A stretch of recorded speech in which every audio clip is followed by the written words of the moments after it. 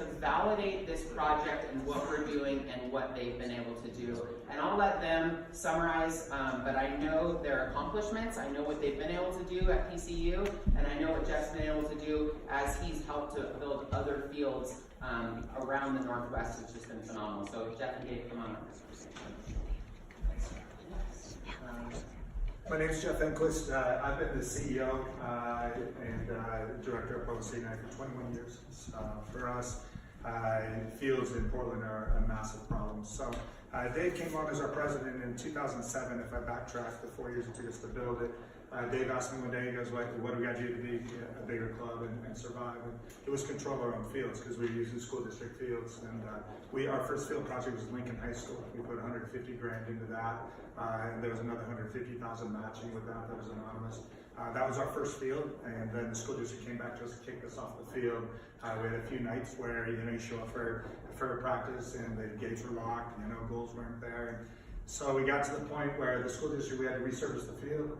They wanted us to chip in another 150,000, and they wanted to charge us $70 an hour to use the field. And so Dave and I sat down and we said, well, we got to go find property. And for us, and we settled in where you see Buckman Field. I think it's on the next slide. Is it there? Is that right? So Buckman Field sits right at the heart of I-84 and I-5. You couldn't pick a better location. The field was condemned at the time. One of my good friends was the football coach at Benson High School, which is how we got word about it in the beginning, and they closed the field. The field had huge ruts in it. They had about 3 broken legs and a couple broken ankles in a week, and so the city and the school district closed it. So we started going through the process of what can we do, could we get this right, and it took 4 years. It took so long to get through, but we need city council. This property is unique in that it's a city park, but it has the handshake agreements like most school districts have. So we had to override the school district a little bit to build everybody into the process of this field. This field is a baseball diamond, softball diamond, football practice field, soccer field. That covers the BPS side here on the right. On the left is a whole other field. That's St. Mary's Academy's home field. So we started the process of just breaking it down. And as we got through this, we got this project built. This was about $2.3 million to do everything that we did. On that, we had some great partners in the school district and St. Mary's and the city of Portland with Parks and Rec. And then we went on and managed the facility as well. So sometimes the real value is the management, which it sounds like you're going to have that opportunity here. We'll talk a little bit about why that's so important. But so we got this built. Our club at the time was 31 teams, 32 teams. We had about 410 kids. Currently, we're running about 750 to 760 kids. We're just finishing tryouts. It looks like we're going to be more in the neighborhood of 760 this year. That puts us at about 70 teams that are playing at this one site. We only use one site. The real value to it for us is the community. This blue building we managed to get from the city, so that's our clubhouse, that's our offices. So we have the ability to have a space for the kids and stuff there. But it gives us a safe place, and all of our teams are there. So one of the values that I love about what you guys have started here is your teams are all going to be at one place, which means all your coaches can be at one place, which means your best coaches can interact with all the coaches. And so there's always going to be the standards of what's going on the field. It's going to be easier to administrate. It's going to be easier for parents to solve the issues they want. And that's the real value, the community feel that you get when you're part of a club and you're all at one site. We used to use 13 fields around the city of Portland. And the best story was we had a coach who didn't show up for 3 weeks for training once. And we didn't even know. The parent finally calls me and goes, "Do we have a coach?" And it's like, well, yeah, well, he hasn't shown up for the last 3 weeks. I've been running practice. So, the real value coming in, and that's the hard part. When you have 30, 40 teams and you're using 13 fields, and there's only 2 or 3 of us, that was the best we could do. But as we go through this process, it's the additional things that come with it. So we paid the debt off in 4 years, and I'm sure Sean will share a similar story with theirs. But we paid it off in 4 years, and then over the last 4 years, this field was completed in 2013, right? So in 2013, so we're now 8 years in with the end of the warranty life. We'll get 1 more year out of it. We'll get to 9 years. This is one of the most used parks in the city of Portland.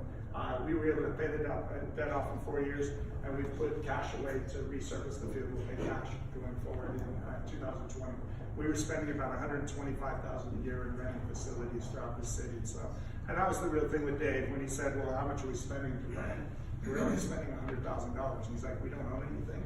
those are their business people in here. You're spending $100,000 a year and you don't see anything of value back. So we have the same thing. We have the right of first refusal for this next lifetime of the turf. We have that again in the next contract going forward. So in my lifetime, at least, Portland City United has a facility.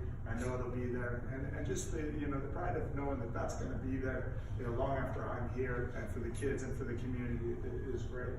It's all the additional revenue that comes in too. So Tara talked about the camps.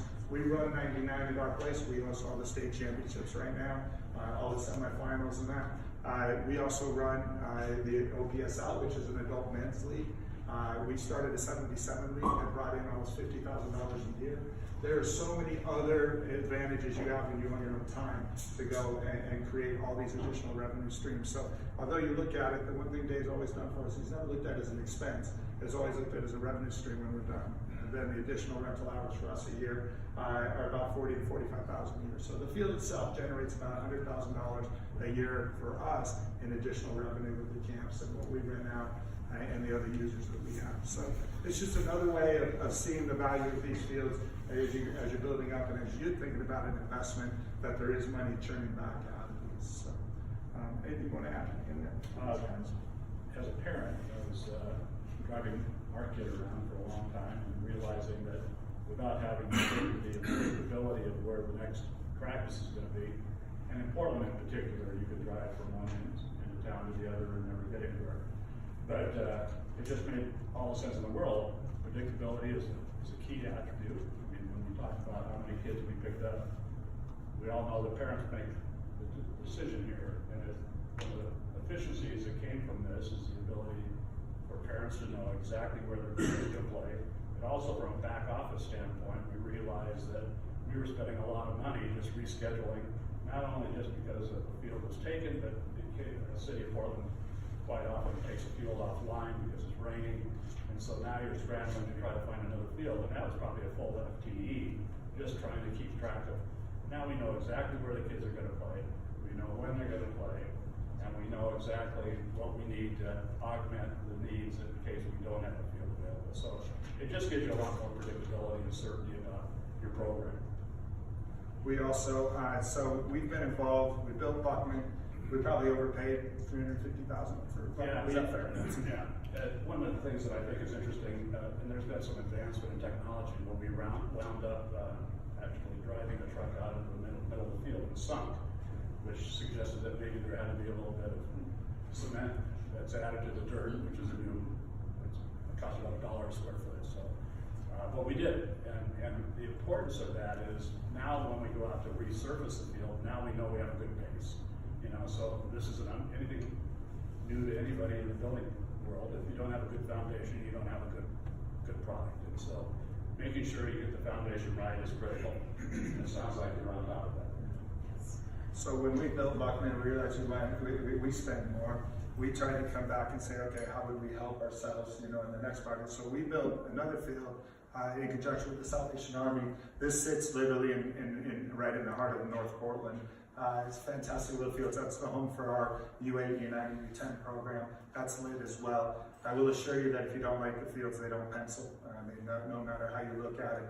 There's 1,500 hours per field of really solid rentable time, usable time on a field. You take the 6 to 9, anything after 9 to 10 for kids is tough, but 6 to 9, take that. We just did it again 4 or 5 days a week, and you take 20 hours on the weekend, times that by 50 weeks, you end up with your 1,500 hours per field of really prime time use. Yes, the summer camps and stuff, but we took everything we learned and then we applied it to this 30,000 square foot facility, and we've been able to bring that cost down to about $8 a square foot, $9 a square foot with the help that we have with some of our excavation. But that's been our goal, is to try to figure out, okay, how can we help ourselves? But then we realized that nonprofits need help because they don't have all the people around that have done it. And so it's been our goal to just go out and help other groups. So we helped CFC. We were involved with Sean's group back in the early days when they started. They had a great board that really knew what they wanted. Just they finally took somebody like Sean coming in. And all the groups that have done well, CFC as well, we spent a lot of time with Colin at CFC with their fields. We've all had people like Tim, like Sean, They've had Tara, they had Colin down at CFC, and then Tammy as well, who just drive this, you know, and somebody has to pick it up and drive it. This is a ton of work. There's been good days and bad days every day. It's when I told Dave, I'm done, I can't do this anymore. Thank goodness most of those days are going, well, I feel okay about it, we're good. And then a couple of days later, Dave would be like, that's it, I'm done, you know, and then I would be, That's usually somewhere between coffee and beer. yeah, we haven't made whiskey, Tara, so I don't know. Our heart's got all the way to whiskey, especially when we had to make that decision. But I can assure you, for your community and for your programs and all the sports and all the kids, this will have a massive impact on what you guys bring to your community. I'm only aware of one field. I think we played at Summit. I think we played on that sort of field, but I just know that this will have such an impact on the club and on the kids and everything, because even the adults will pick up time. You need these fields. It's just the nature. It's pouring down rain again tonight. You shred a field, it doesn't recover very quickly, especially if you keep playing on the grass over and over. So this gives you a lot of options. Is there anything you want me to hit on that? The only thing I would say in my first slide, if you could go back to for Jeff, is hits on, I think, the phenomenal statistic there of the growth that the club experienced of 66% once they increase in players once they built their own 2 fields. Yeah. And I get it, we're not Portland, right? We're Bend, but Bend is on an upward growth trajectory. We, Bend FC Timbers, are on an upward growth trajectory, but we don't have the space, right? I don't think we'll grow by 66%, but we will grow. We already are growing, and we are bursting at what we're doing right now. So once we figure that out, or not figure out, once we present those numbers, I think you'll see how this all comes together to financially make this a great opportunity, investment, whatever you want to call it. So, and then like I just said, the experience that these two bring from the projects that they've worked in, the mentoring that they've done. CFC is a club down in Salem, that's Capital Football Club, that they've been helping with and getting that field running. Do you have a question? I was just curious, so how did you finance yours? Kind of what were the terms and interest rates? We got some just dumb luck. So as we came through, St. Mary's is a great partner. They brought about $600,000, but ours was broken down. The city gave us a loan out of the SDC funds. So out of the SDC funds with this city, and I think it was at like 4%. And we financed them. So So once you figure out the administrative process, it's kind of silly for each club to have their own internal processing. So we just said, we'll do it for you and charge a small fee, and everybody wins. But those kind of collaborative efforts are important to make this work. anything else? One more, following the numbers, what was the total principal you said you paid off in 4 years? It was $750. We were about $750. Yeah, right about $750. We had a zero interest loan from the Oregon Sports Trust, just helping us started. That did all of our initial findings and all the design work, and that one paid off pretty quick. And we just went after them. The 2 big ones we took care of quickly. The light one was such high interest, we wanted that out early, so we got that done early. And the SBC was a grant, then? It was 4%, 3%, so it was pretty much. Dave called it free money. I don't know if he's actually. he called it free money. Dave was great when I asked him. He goes, well, let's start with $1 million.